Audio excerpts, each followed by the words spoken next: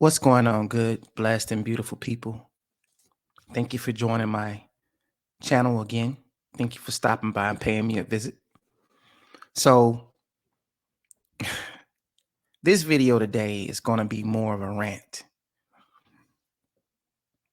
It's going to be a pretty good rant, but it's going to be more of a rant. There's not going to be nothing. I don't even know how to say it. It's just off the dome. And I'm aggravated with it. I'm aggravated with it because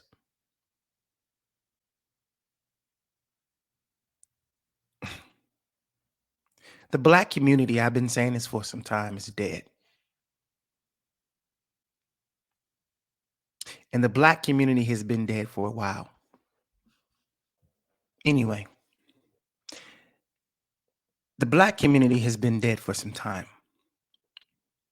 And whenever it seems that I forget this, something happens to remind me of why I know and why I feel that the black community is dead. And that really African Americans have been successfully integrated into the American society to be the bottom feeders or the consumer base, never to own anything, never to come into any form of power, never to hold any meaningful, powerful positions.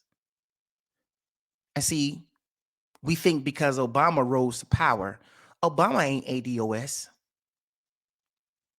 And that has nothing to do with because if you know anything about me, you know that I'm a Pan-Africanist.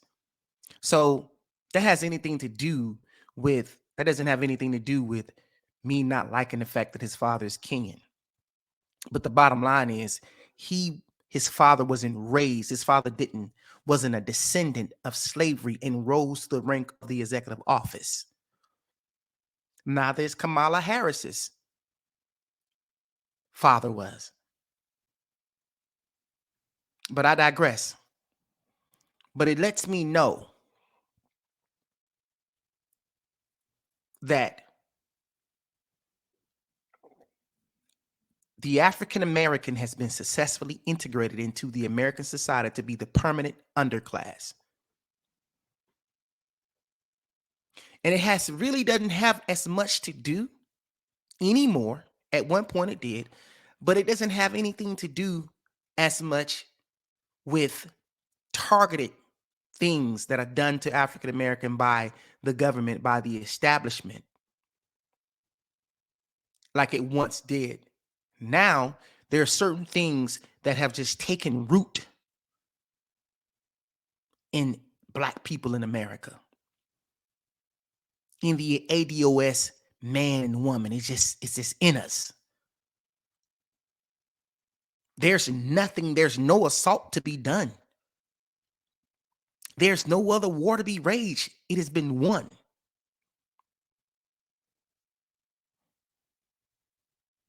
Because of our mind. Our mind.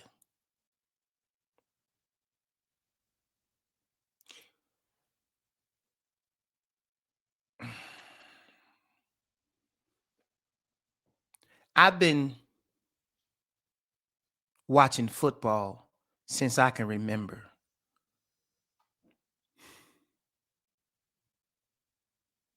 I mean, there's people that you think that I can just name that I can throw out right now. I've been watching football on every level from high school to college to NFL as long as I can remember.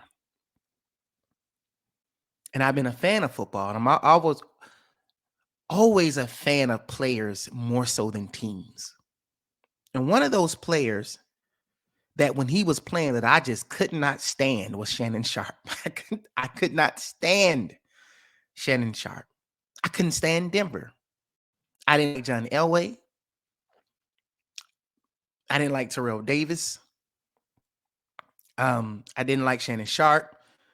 I didn't like Ed McCaffrey. I didn't like Rod Smith.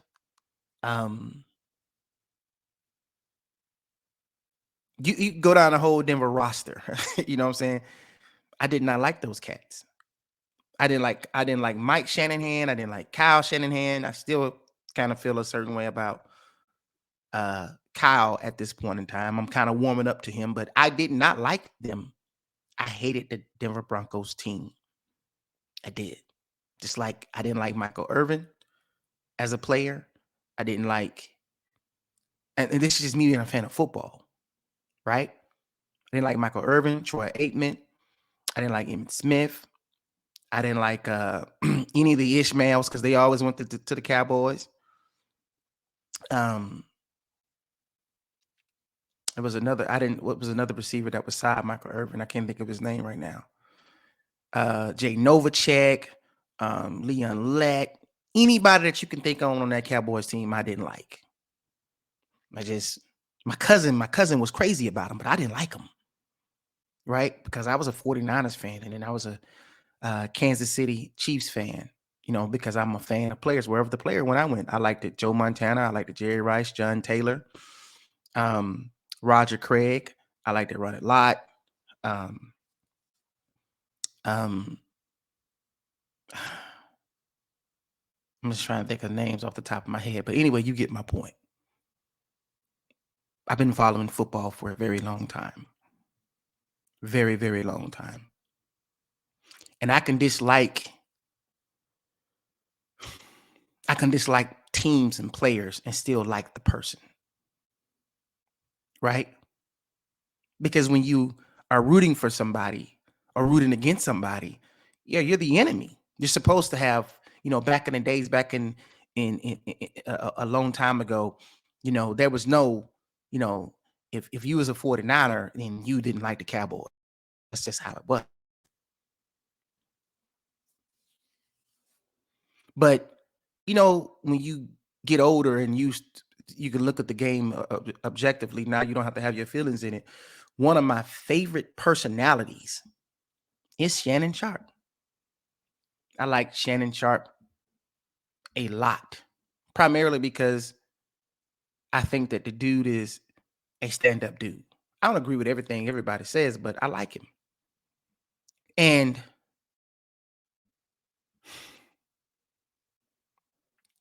I remember when he first started Club Shay Shay about 4 years ago. I thought it was a good thing. I'm like, yo, that's like his background, like I said. I'm like, yo, that's cool.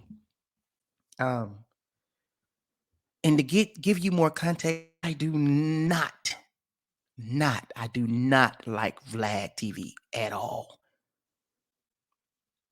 And this is probably my Pan-Africanism coming into play, but I don't like when other races get to come in our community and prosper off of our community, period. I can't stand it. Right?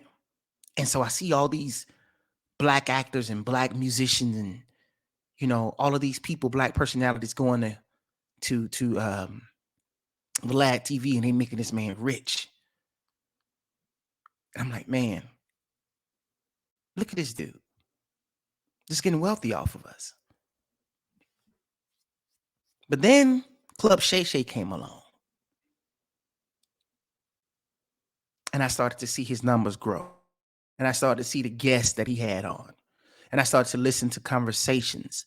Now, most people have just really learned, a lot of people have just really learned about Club Shay Shay because of the Cat Williams interview.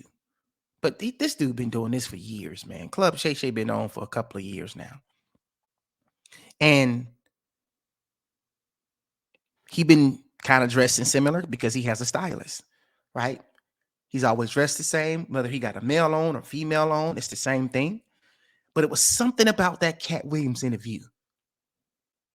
Something about the Cat Williams interview that made everybody pay attention because he had somebody on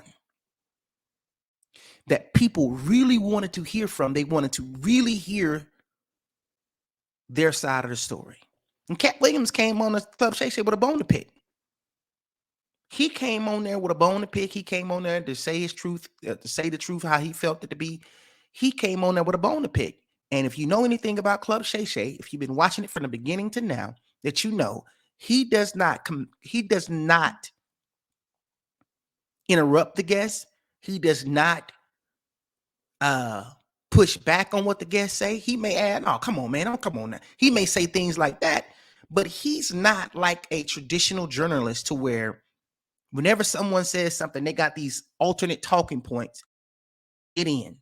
No, he lets the people come onto to their platform and say whatever the hell they feel like they need to say. And that's one of the reasons why I like it so much, because you actually get to hear the guest's perspective, unfiltered, uninterrupted. That's why everybody wants to go there, because you get to hear get to hear their perspective. But what made me feel even more a sense of pride, like it's finally a black man doing this and being successful at it.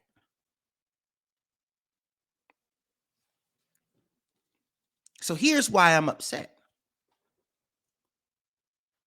It goes without fail that every time that a straight black man rise to a certain level, and it's not doing it like he's not living up to those stereotypes. Every time a straight black man rises to a certain level, and it's not being a thug, he's not having to be subjected to the Caucasian man. I'm saying it like that, the man from the Caucasus Mountain Ranges. He doesn't have any Uis benefactors. It's just him. He is the sole proprietor of this particular enterprise, and it's becoming here. It's getting there. Anytime that you see a straight black man do this, his sexuality always has to be brought into question. And I, for one, have gotten fed up with it. It's ridiculous. It doesn't make any sense.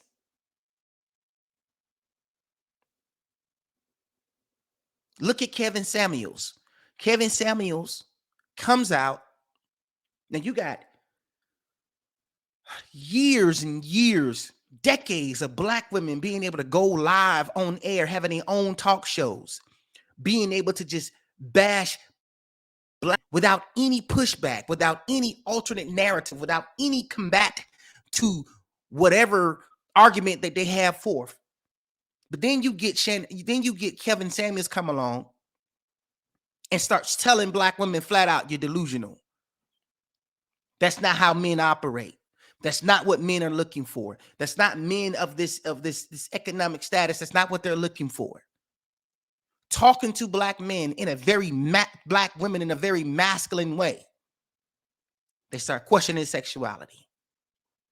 I think he's gay. I think he's this. And it's always these little funky comedians that's doing it, because you're trying to get a laugh.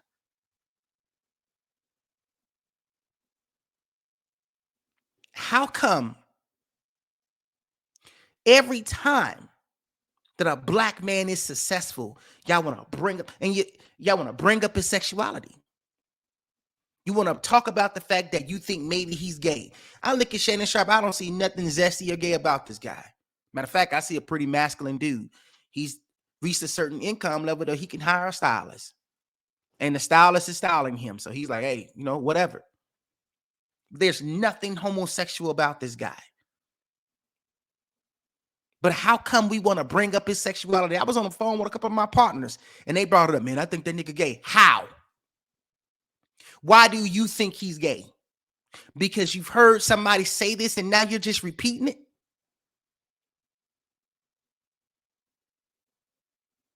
If he was already a gay guy, nobody would say nothing. Nobody would open their mouth and say one word, because gay black men are allowed to have success, but straight black men are not. Why do you guys think that is? Y'all never get this in y'all head. And it's never the other race that's coming from us. It's always our own. D.L. Hughley says that he will never go on Club Shay Shay. Good. He ain't hurting without you, man. You act like you're taking away views from him. Good. Don't go. I'm pretty sure maybe he invited you, maybe he didn't, but don't go. thing is, what has Shannon Sharpe done that's so bad that makes you won't go? He ain't said nothing about nobody. The guests have said things, and he just didn't. Okay, I'm not going to offer any pushback. When Cat Williams came on there and defended DL, Shannon Sharpe didn't say anything. When Monique came on there and attacked DL, Shannon Sharpe didn't say anything because that's their story. But why are we mad at the black man? Now we got to question his sexuality. And this is the thing that gets me, man. I have 3 boys. I have a 16-year-old, 12-year-old, and a 4-year-old. And one of the things I always talk to my 16-year-old about is his legacy. How he has to make right decisions.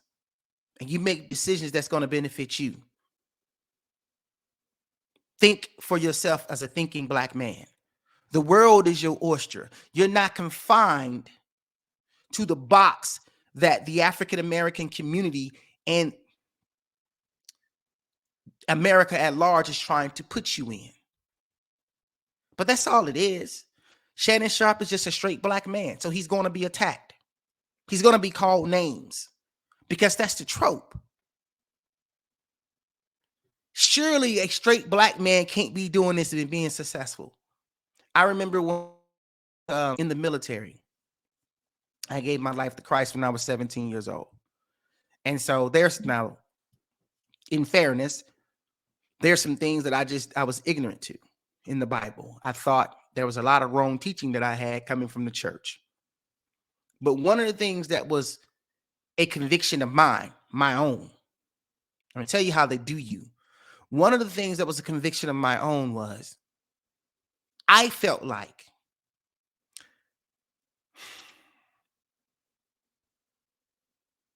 I personally felt that I did not want to be a whoremonger.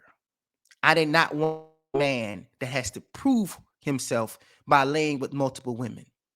I felt like it was too risky. I felt like it was ungodly. I did not want to be that person. And furthermore, I didn't want to just introduce any girl whom I may have been dating or in a courtship with. I ain't gonna say courtship, but dating or quote unquote girlfriend, because my thinking about girlfriend and boyfriend has evolved. I don't believe that girlfriend and boyfriend exist. Either you're courting for married or you're married. If the Most High doesn't recognize this, neither do I. But one of the convictions that I had was I don't take everybody home. When I take a woman home, she is to be my wife. Period. So when I would come home, I had a whole bunch of sisters. Some of them are very messy. To be frank with you, some of them Negroes are very messy. But for me, my personal conviction was you do not get to meet my parents unless I am preparing to marry you. And it's a foregone conclusion. Because I'm not going to keep bringing and introducing all these random women to my parents. When I bring a woman home, I want my mother and my father to know, oh, he's serious about her. My personal conviction. But what did I get hit with? Now in the family that I'm gay. Now, none of these jokers thought to let me sit down with my brother and find out what is his thinking. Because they say that they want a man that is not. They say that they want a man of principle. They say that they want a man that knows his own worth. But when a man starts exercising those things, it is called into question.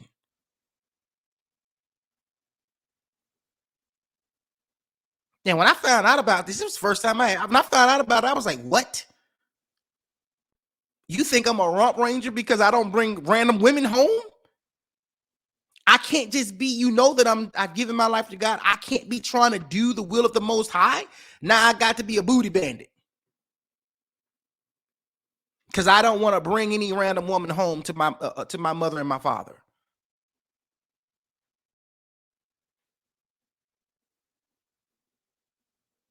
Because I am not out here laying every woman from sun up to sundown on their back. Now I'm gay. I can't just be possible. I can't be a man of conviction. And now I gay.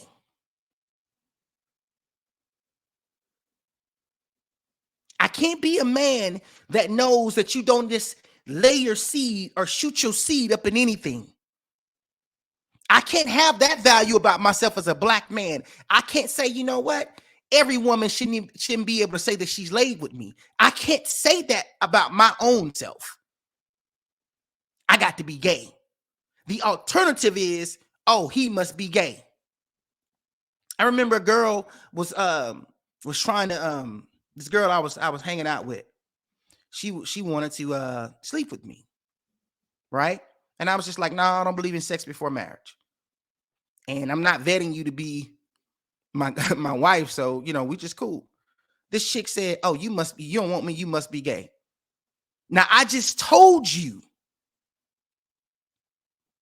exactly why I am not going to lay with you, but your alternative is I must be gay. The truth is, I'm a man that I can't just go around laying around with every woman. I can't. I can't do it. There's many men out here that can do it. I can't. I have to have some type of attachment or connection with that woman. Because when you lay down with somebody, that's probably the most vulnerable you're going to be with somebody. And there has to be a level of trust that I have with a woman to be able to do this. Now, many people can say, oh, well, that's something like a woman. No, it's just I value myself. I've been to war several times over. And so for me, I'm like, you don't trust everybody like that with your life. So there has to be a level of trust there for me to lay down with you. And trust has to be formed over time. But going back to Shannon Sharpe, it just proves to me that the black community is dead.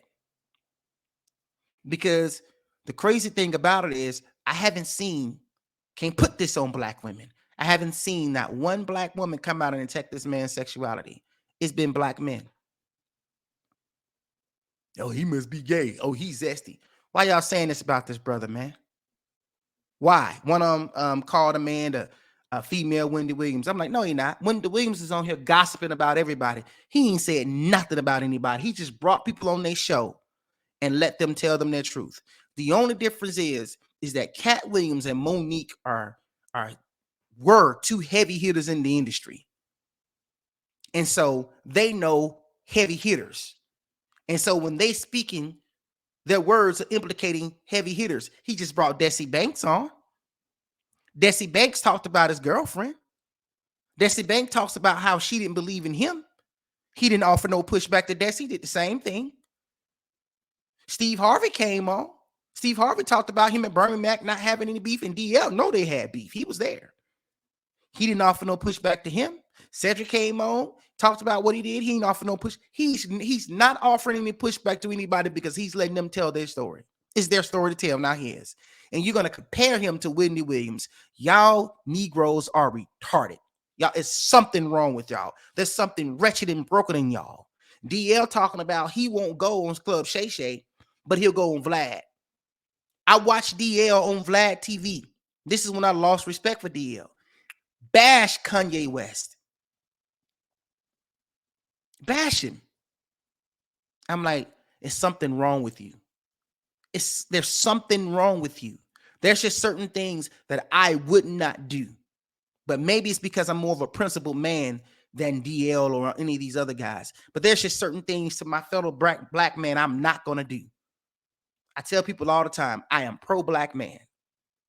I support art. I think the brother's doing a good job. Y'all cats are crazy. And this just proves to me why the black community can't be fixed. It's because you got a broken mentality. That's all I got to say. Thank you for stopping by. Make a comment, whether you agree with me or not. Give me a thumbs up or a thumbs down. But y'all have a good day. Bless and shalom.